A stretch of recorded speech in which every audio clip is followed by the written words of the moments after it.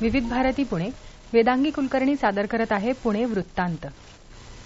पुणे पोलिसांनी अंमली पदार्थांच्या विरोधात सुरू केलेल्या धाडसत्रात आतापर्यंत 3,000 कोटी रुपयांपेक्षा अधिक किमतीचे अंमली पदार्थ जप्त करण्यात आले आहेत.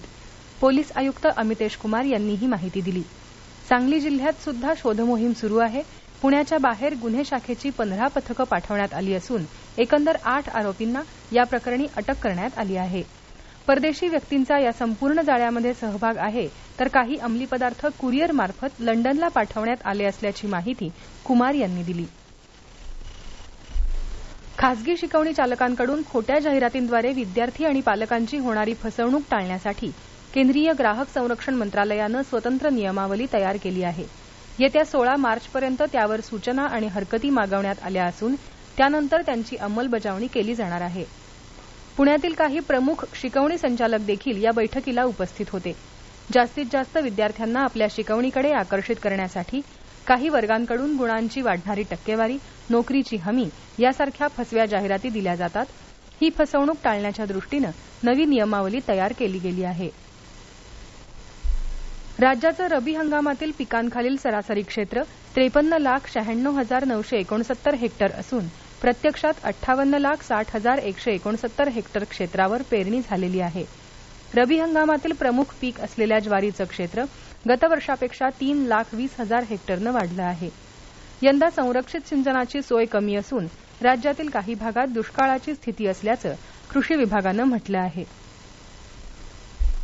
गेल्या हंगामात झालेला अपुरा पाऊस, परतीच्या पावसानं फिरवलेली पाठ आणि भूजलाचा बेसुमार उपसा यासारख्या विविध कारणांमुळे पुणे जिल्ह्याच्या ग्रामीण भागातील भूजल पातळीत सुमारे अर्ध्या फुटापासून ते 5 फुटांपर्यंतच्या घट झाल्याचं आढळून आलं आहे. राज्याच्या भूजल सर्वेक्षण आणि विकास यंत्रणेनं निरीक्षण विहिरींच्या आधारे केलेल्या पाहणीनंतर हा निष्कर्ष जाहीर केला आहे. जिल्ह्यातील एकंदर 12 तालुक्यातील भूजल पातळी घटली आहे, तर आंबेगाव या एकमेव तालुक्यात भूजल पातळीत वाढ झाल्याचं दिसून आलं आहे. उपलब्ध पाण्याचं सुयोग्य नियोजन करून भूजलाचं पुनर्भरण करण्यासाठी आवश्यक ती पावलं न उचलल्यास भविष्यात गंभीर परिणाम दिसतील असा इशारा या यंत्रणेकडून देण्यात आला आहे. पुणे महापालिकेच्या मंगळवार पेठेतील कमला नेहरू रुग्णालयात डायलिसिस सुविधा पुन्हा सुरू करण्यासाठी महापालिकेनं निविदा काढली असल्याची माहिती सहाय्यक आरोग्य अधिकारी डॉक्टर संजीव वावरे यांनी दिली आहे. कराच्या कक्षेत नवीन मिळकती आणण्यासाठी पुणे महापालिकेचे मिळकत कर, बांधकाम, पाणी पुरवठा विभाग आणि महावितरण हे 4ही घटक एका संगणक प्रणालीच्या माध्यमातून जोडले जाणार आहेत. त्याद्वारे नव्या मिळकतींचे कर लवकर लागू होणार असल्याची माहिती पुणे महापालिकेचे अतिरिक्त आयुक्त डॉक्टर कुणाल खेमनार यांनी दिली.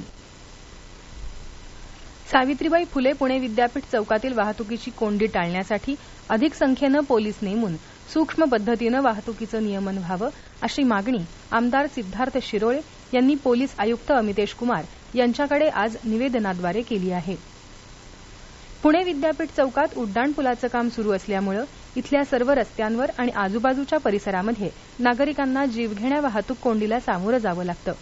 पदपथावरून देखील गाड्या जात असतात, त्यामुळे सामान्य नागरिक आणि वाहन चालकांना मनस्ताप होतो असं आमदार शिरोळे यांनी म्हटलं आहे. वंचित विकासतर्फे अभिरुची वर्ग, फुलवा प्रकल्पातील वस्ती भागात राहणारी मुलं तसंच ज्येष्ठ नागरिकांसाठी मेट्रो सफर आणि पिंपरी चिंचवड सायन्स पार्क इथं अभ्यास सहलीचं आयोजन करण्यात आलं होतं. 15 वस्त्यांमधील अभिरुची वर्गातील मुलांनी तर लालबत्ती विभागातील फुलवाच्या मुलांनी या सफरीचा आनंद लुटला. प्रथमच मेट्रोमध्ये बसणाऱ्या या मुलांना मेट्रोची माहिती, सरकते जिने, चेक इन इत्यादींचा अनुभव घेता आला. सायन्स पार्कमध्ये विज्ञान खेळणी, 3D शो आणि तारांगणाचा अद्भुत अनुभव या मुलांनी घेतला. डेक्कन जिमखाना करंडक T20 क्रिकेट स्पर्धेत डेक्कन जिमखाना क्लब अ संघानं अजिंक्यपद पटकावलं. अंतिम फेरीत त्यांनी सुपर ओव्हरमध्ये पुनीत बालन केदार जाधव क्रिकेट अकॅडमी संघाचा पराभव केला. स्पर्धेचं बक्षीस वितरण महाराष्ट्र क्रिकेट संघटनेचे मानस सचिव सुरेंद्र भांडारकर यांच्या हस्ते करण्यात आलं. हा होता आजचा पुणे वृत्तांत. उद्या पुन्हा भेटू विविध भारती पुणे केंद्रावर संध्याकाळी 6 वाजता ताज्या पुणे वृत्तांतमध्ये. नमस्कार.